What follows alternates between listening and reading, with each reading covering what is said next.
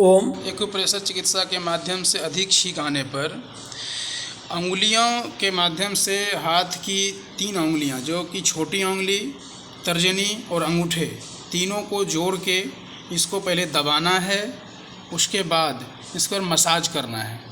इस माध्यम से आप अपने अधिक छींक आना बंद कर सकते हैं और वही पुनः दूसरे हाथ से बाएं हाथ की तीनों उंगलियां, छोटी, तर्जनी और अंगूठे तीनों को एक साथ मिला के दबाइए जोर से और इसको मलें।